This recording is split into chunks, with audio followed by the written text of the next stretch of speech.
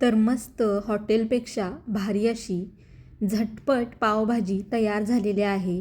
जास्तीचे मसाले न घालता अगदी कमीत कमी साहित्यात ही झटपट पावभाजी घरच्या घरीच तयार होते. तर या पद्धतीने करून बघा.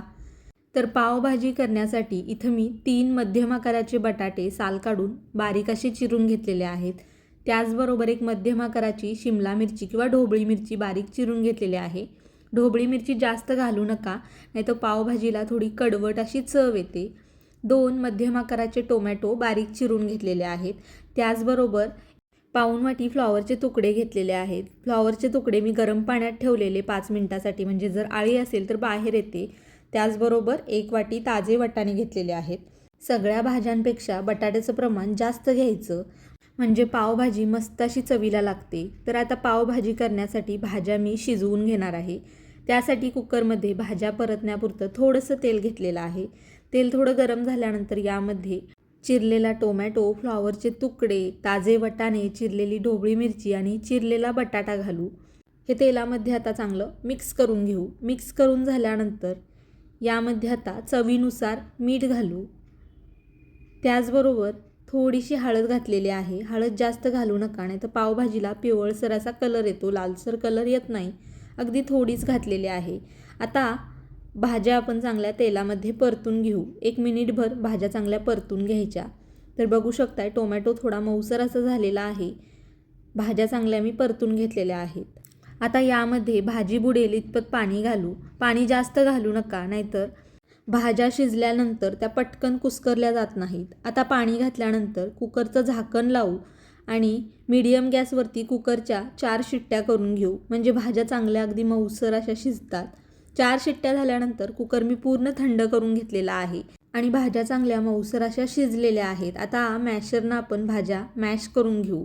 तुमच्याकडे जर मॅशर नसेल तर तुम्ही ग्लासने भाज्या मॅश करू शकता. तर बघू शकताय अगदी बारीक अशा भाज्या मी मॅश करून घेतलेल्या आहेत.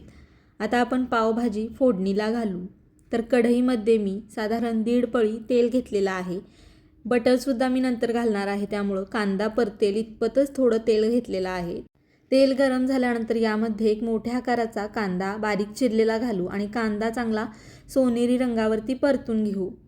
कांदा चांगला परतून घेतल्यानंतर यामध्ये आता 1 चमचा आलं लसूण पेस्ट घालू आणि आलं लसूण पेस्ट कांद्यासोबत चांगली परतून घेऊ.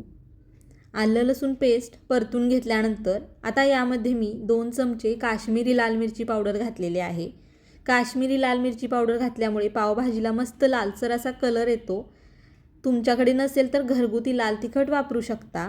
त्याचबरोबर अर्धा चमचा धना पावडर आणि 2 चमचे एव्हरेस्टचा पावभाजी मसाला वापरलेला आहे. एव्हरेस्टचा पावभाजी मसाला वापरल्यामुळे मस्त हॉटेलसारखी पावभाजीला चव येते. आता हे मसाले थोडे परतून घेतल्यानंतर यामध्ये थोडंसं पाणी घालू आणि मसाला चांगला तेल सुटेपर्यंत परतून घेऊ. मसाल्यामध्ये पाणी घातल्यामुळं मसाले न करपता चांगला परतला जातो. भाज्या शिजवताना सुरुवातीलाच मीठ घातलेलं आहे, त्यामुळं मीठ आत्ता घातलेलं नाही. तर बघू शकताय थोड्या वेळानंतर मसाल्याला कडेनं चांगलं तेल सुटलेलं आहे. कांदा आहे तो चांगला मऊसर असा झालेला आहे. आता यामध्ये आपण मॅश केलेल्या भाज्या घालू आणि चांगलं मसाल्यामध्ये मिक्स करून घेऊ.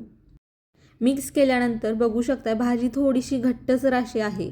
शिजवल्यानंतर ती अजून घट्टसर अशी होते, त्यामुळं थोडंसं पाणी घातलेलं आहे. तर कुकरमध्येच पाणी घालून मी पाणी घातलेलं आहे पावभाजीमध्ये. अशा पद्धतीने बघू शकता थोडी सरसरीत ठेवायची, म्हणजे शिजल्यानंतर थोडी घट्टसर अशी होते. आता यामध्ये मी थोडं बटर घातलेलं आहे. चांगलं मिक्स करून घेऊ आता बटर पावभाजीमध्ये. तुम्ही बटर किंवा साजूक तूपसुद्धा वापरू शकता तुमच्याकडे जर बटर नसेल तर. बटर मिक्स करून घेतल्यानंतर बारीक गॅस करून यावरती ताट ठेवू 8-10 मिनिटासाठी, म्हणजे मसाल्यांची चव पावभाजीमध्ये मस्त अशी उतरते. तर जवळजवळ 8 ते 10 मिनटं झालेली आहेत आणि पावभाजीची भाजी तयार झालेली आहे. अधूनमधून थोडी मिक्स करून घ्यायची, म्हणजे भाजी कढईला लागत नाही. वरून आता बारीक चिरलेली कोथिंबीर घालून भाजीमध्ये मिक्स करून घेऊ.